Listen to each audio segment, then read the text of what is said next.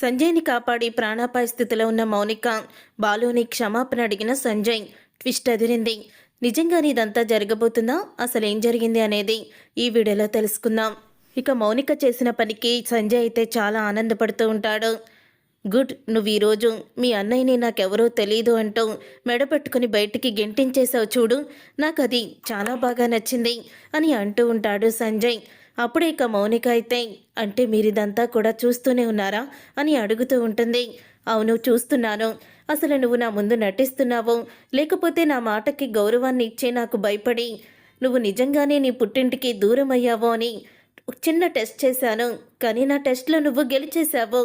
ఆ బాలుగాడిని అందరి ముందు అవమానించి ఇక్కడ సెక్యూరిటీ చేత మెడబట్టుకొని బయటికి గెంటించేలా చేశావు. శభాష్, ఈరోజు నిన్ను చూస్తుంటే నాకు చాలా ఆనందంగా ఉంది. ఎప్పుడు మీ అన్నయ్య కానీ మీ పుట్టింటి వాళ్ళు కనిపించినా సరే ఇలాగే వాళ్ళని అవమానించు, అప్పుడు నాకున్న కక్షకు మాత్రం తీరుతుంది అని అంటూ ఉంటాడు సంజయ్. అప్పుడే పార్టీ అయితే మొదలవుతుంది. పార్టీ మొదలైన తర్వాత లోపలికైతే వెళ్తారు.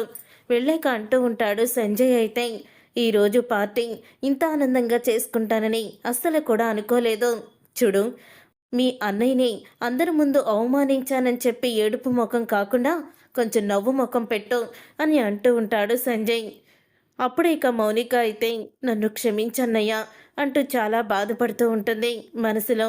అప్పుడే మౌనికకి ఫోన్ చేస్తూ ఉంటుంది మీనా అయితే. ఇంతలో సంజయ్ అయితే దూరంగా తన ఫ్రెండ్స్తో మాట్లాడుతూ ఉంటాడు. అప్పుడే ఇక మౌనిక అయితే సంజయ్ చూస్తాడా లేదా అని భయంతోనే ఫోన్ లిఫ్ట్ చేస్తుంది మీనాది. ఏంటదినా ఇప్పుడు ఫోన్ చేశావని అడుగుతూ ఉంటే, అసలు ఏమనుకుంటున్నావు మౌనిక, మీ అన్నయ్యని అంతలా అవమానించి పంపించేశావంట, ఎందుకు ఇలా చేశావు అని అడుగుతూ ఉంటుంది మీనా. అది వదిన, కారణం నేనిప్పుడు చెప్పలేను, నేను బయటున్నాను, ఉంటాను, పెట్టేస్తాను అని మౌనిక అయితే ఫోన్ పెట్టేస్తుంది. మౌనిక ఇంతలాగా భయపడుతూ బాధపడుతుందంటే తప్పకుండా ఏదో జరిగింది. అందుకని మౌనిక ఎంతో ప్రేమగా చూసుకునే తన అన్నయ్యని కూడా సెక్యూరిటీ నెట్టేస్తూ ఉంటే ఎటువంటి చలనం లేకుండా నాకు తెలియదంటూ సింపుల్గా ఒక మాట చెప్పి వదిలేయించేసింది. అసలు ఇదంతా తను ఎందుకు చేసిందో మెల్లిమెల్లిగా తెలుసుకుంటాను అని అనుకుంటూ ఉంటుంది మీనా. తర్వాత ఇక బాలు అయితే, ఏంటి మీనా, మౌనికకి ఏమన్నా ఫోన్ చేశావా అని అడుగుతూ ఉంటాడు. చేశానండి.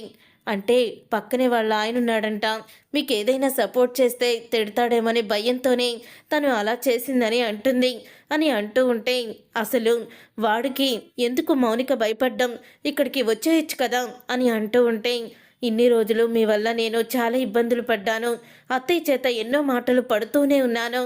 ఇప్పుడంటే మీరు నన్ను భార్యగా ఒప్పుకున్నారు, కానీ ఒకప్పుడు నన్ను భార్యగా ఒప్పుకోలేదు కదా. మరి అలాంటప్పుడు నేను కూడా పుట్టింటికి వెళ్ళిపోయి ఉంటే ఈ పాటికి మీరు ఒంటరి వాళ్ళు అయ్యేవాళ్ళు కదా. ప్రతి ఆడపిల్ల కూడా తన భర్త చెడ్డవాడంటే తనలో మార్పు వచ్చే వరకు సహనంతో ఓర్చుకుంటుంది. మౌనిక కూడా అదే చేస్తుందండి. మీరు మౌనిక గురించి పట్టించుకోకండి, తను చాలా సంతోషంగా ఉంటుంది అని అంటూ బాలుకైతే మీనా సర్ది చెప్తూ ఉంటుంది. తర్వాత ఇక మళ్ళీ పార్టీలో అందరూ కూడా ఎంజాయ్ చేస్తూ ఉంటారు. అప్పుడే సంజయ్ దగ్గరికి వచ్చి సంజయ్కి శత్రువైన ఒక అతను వచ్చి ఇలా అంటూ ఉంటాడు. ఏంట్రా సంజయ్, నిన్ను ఇటుకి రాయితో కొట్టి అలాగే నిన్ను బార్లో చితకబాది నిన్ను పెళ్లి చేసుకుంటానంటూ వాళ్ళింట్లో కుర్రోడితో లేచిపోయి పెళ్లి చేసుకున్న శృతి వీళ్ళందరి కుటుంబానికి చెందిన ఈ మౌనికని ఎలా పెళ్లి చేసుకున్నావురా? అంత సిగ్గు లేకుండా పెళ్లి చేసుకొని పైగా ఇప్పుడు పార్టీలకి వాటికి వీటికి కూడా తీసుకొస్తున్నావు, అసలు నీకేమన్నా బుద్ధుందా అని అడుగుతూ ఉంటాడు. అయినా అప్పుడే సంజయ్ అయితే, నా కుటుంబ విషయాలు నీకు అనవసరం అనుకుంటా, వెళ్ళిపోయి ఇక్కడి నుంచి అని అంటూ ఉంటాడు. నీ గురించి నాకు తెలీదా? ఒకప్పుడు నిన్ను అందరిలో పెట్టి చెప్పు తీసుకొని కొట్టానని నా మీద అప్పటి నుంచి కక్ష పెట్టుకున్నావు.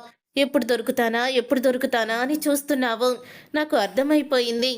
అంత సిగ్గు లేకుండా నువ్వు పెళ్లి చేసుకున్నావు కదా ఈ అమ్మాయిని, అందుకని నిన్ను అంటున్నాము. వీడు నిన్ను బాగానే చూసుకుంటున్నాడా? బాగానే చూసుకోకపోతే చెప్పు, నాకు ఫోన్ చెయ్యి, అప్పుడు నేను చూసుకుంటాను అని మౌనికని కూడా అసహ్యంగా మాట్లాడుతూ ఉంటాడు. నా భార్య గురించి తప్పుగా మాట్లాడతావురా నువ్వు అని సంజయ్ అయితే చంప పగలగొడతాడు అతనిది. ఒక్కసారి అతను షాక్ అయిపోతూ, ఇంతమంది ముందులో నన్ను చెప్పు తీసుకొని కొడతావా అని అంటూ ఉంటే, సంతోషించరా, నిన్ను చావు బాధలేదు అని అంటూ ఉంటాడు సంజయ్. అందరూ కూడా ఏం జరిగింది అంటూ అడుగుతారు. అప్పుడే ఇక సంజయ్ అయితే జరిగిందంతా కూడా చెప్పడంతో వీడిని మెడపట్టుకొని బయటికి గెంటేయండి. పార్టీకి వచ్చిన ఆడవాళ్లతో ఎలా ప్రవర్తించాలో వీడికి తెలీదా? అసలు ఇలాంటి వాళ్ళని పార్టీకే పిలవకూడదు అని అతని ఫ్రెండ్స్ని కూడా బయటికి నెట్టేస్తారు. ఇక ఈ అవమానమైతే అతను తట్టుకోలేకపోతాడు. ఈ సంజయ్ గాడు ప్రతి విషయంలో కూడా నన్ను ఓడిస్తూనే వచ్చాడు. మా నాన్నకి శత్రువైన ఆ నీలకంఠం కొడుకు సంజయ్తో నువ్వు కూడా నాకులాగే ఢీ కొట్టాలి అని చెప్పి మా నాన్న ఎప్పుడూ కూడా చెప్తుండేవాడు. కానీ వీడు నన్ను ఈరోజు 10 మందిలో అవమానించాడు. ఇది మా నాన్నకి తెలిస్తే నన్ను అస్సలు కూడా క్షమించడు. వీడిని ఊరికినే వదలకూడదు అని అంటూ ఉంటాడు. అప్పుడే పక్కనే ఉన్నవాళ్ళు, రే వదిలేసేరా, మనల్ని ఇక ఇలాగన్నా వదిలేశాడు, పద ఎవరింటికి వాళ్ళు వెళ్ళిపోదాము అని పక్కన స్నేహితులు అంటూ ఉంటే, లేదురా, ఫంక్షన్ అయ్యాక వీడు ఒంటరిగా రావాల్సిందే కదా, అప్పుడు చెప్తాను వీడి సంగతి అని అంటూ ఉంటాడు అతను. అప్పుడే ఇక సంజయ్కి పార్టీ అయితే పూర్తయిపోతుంది. సంజయ్ పార్టీ పూర్తయిన తర్వాత తను మౌనికని తీసుకొని బయలుదేరుతూ ఉంటాడు. అలా మౌనికని తీసుకొని బయలుదేరుతున్న తర్వాత ఇక సంజయ్కి పార్టీలో జరిగిందే పదే పదే గుర్తుకు వస్తూ ఉంటుంది. నీ భర్త నిన్ను బాగా చూసుకోకపోతే నా దగ్గరికి వచ్చేసేయ్ అని మౌనికని అతను అన్న మాటలు అన్నీ కూడా గుర్తు చేసుకుంటూ ఉంటుంది. అప్పుడే ఇక గుర్తు చేసుకుంటూ ఉంటాడు సంజయ్. ఇక బాగా కోపం వచ్చి సడన్గా కారు ఆపేస్తాడు. ఏంటండి ఇక్కడ కారు ఆపారు అని అడుగుతూ ఉంటుంది. మౌనిక నీకు చెప్పాలా అని వెంటనే దిగేస్తాడు సంజయ్. ఇక దిగేసి పక్కన నుంచొని సిగరెట్ కాలుస్తూ ఉంటాడు. అప్పుడే పార్టీ దగ్గర నుంచి సంజయ్ కార్ని ఫాలో అవుతూ అయితే పార్టీలో గొడవ పెట్టుకున్న అతను తన స్నేహితులతో వస్తూ ఉంటాడు. అప్పుడే ఇక వాళ్ళు రావడం చూసి అప్పుడే ఇక సంజయ్ అయితే వాళ్ళతో మళ్ళీ గొడవ పెట్టుకుంటాడు. ఇక వాళ్ళతో గొడవ పెట్టుకునేటప్పుడు మౌనిక కారులో నుంచి దిగుతుంది. నువ్వెందుకు కారులో నుంచి దిగావు, కూర్చో, అక్కడ నా రివాల్వర్ ఉంటుంది, ఇలా ఇవ్వు అని అంటూ ఉంటాడు సంజయ్. అప్పుడే సంజయ్కి రివాల్వర్ ఇస్తుంది మౌనిక. రివాల్వర్ ఇచ్చాక వాళ్ళందరికీ కూడా గురి పెడతాడు రివాల్వర్ని. ఇప్పుడు రండి నా మీదకి గొడవకు రండి అని అంటూ ఉంటాడు సంజయ్. అప్పుడే రివాల్వర్ చూసి సంజయ్ చేతిలో వాళ్ళందరూ కూడా ఇక అక్కడి నుంచి పారిపోతారు. అలా పారిపోయిన తర్వాత అప్పుడే ఇక సంజయ్ అయితే వీళ్ళందరూ పిరికి సన్నాసులు, చావు భయం ఉన్నవాళ్ళు, అందుకే పారిపోయారు అని అనుకుంటూ ఉంటాడు. ఇంతలో మౌనిక అయితే మళ్ళీ కారు దిగుతుంది. మీకేం కాలేదు కదా అని అడుగుతూ ఉంటుంది. అప్పుడే ఇక సంజయ్ ఇలా అంటూ ఉంటాడు, అసలు నువ్వు కారు ఎందుకు దిగావు, నిన్ను దిగొద్దని చెప్తున్నాను కదా, మూసుకొని కారు ఎక్కు అని అంటూ తిడుతూ ఉంటాడు మౌనికని.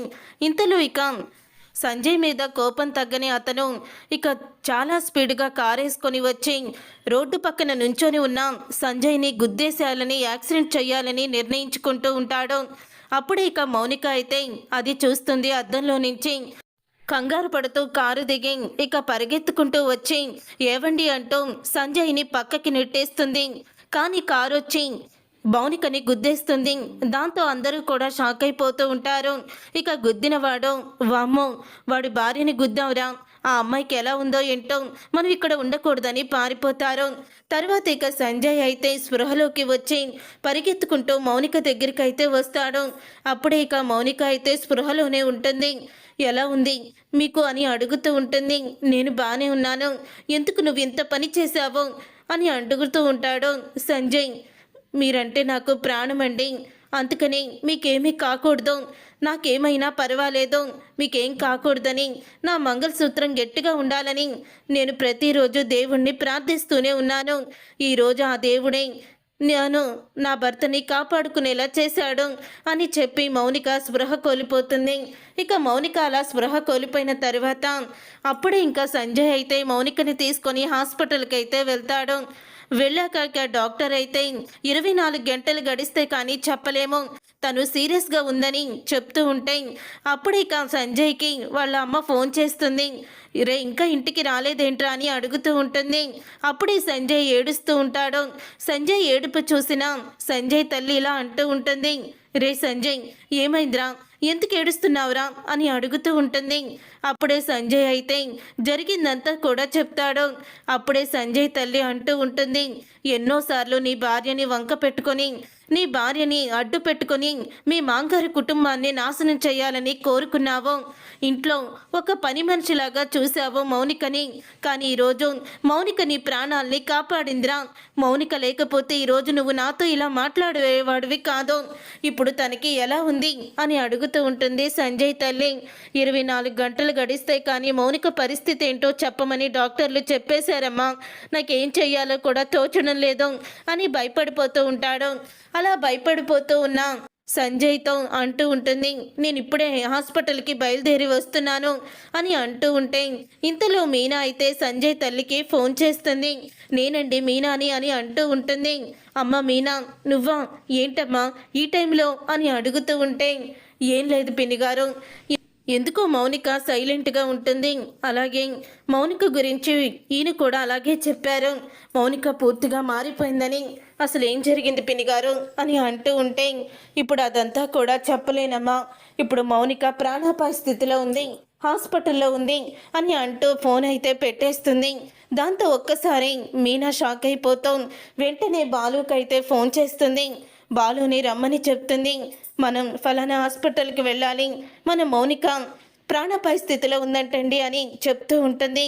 అప్పుడే ఇక బాలు అయితే ఏం మాట్లాడుతున్నావు మీనా అని అంటూ ఉంటాడు. అవునండి, మన మౌనిక ప్రాణాపాయ స్థితిలో ఉంది, తనని ఇప్పుడు హాస్పిటల్లో జాయిన్ చేశారు, వెంటనే వెళ్దాం పదండి అంటూ ఇద్దరు కూడా బయలుదేరుతారు. సత్యం ప్రభావతికి చెప్తే వాళ్ళిద్దరూ ఎంత టెన్షన్ పడతారా అని చూస్తూ ఇక ఎవ్వరికీ చెప్పకుండానే వాళ్ళిద్దరే బయలుదేరి వెళ్తారు. అప్పుడు ఇక వాళ్ళిద్దరే బయలుదేరిన తర్వాత హాస్పిటల్కి అయితే వస్తారు.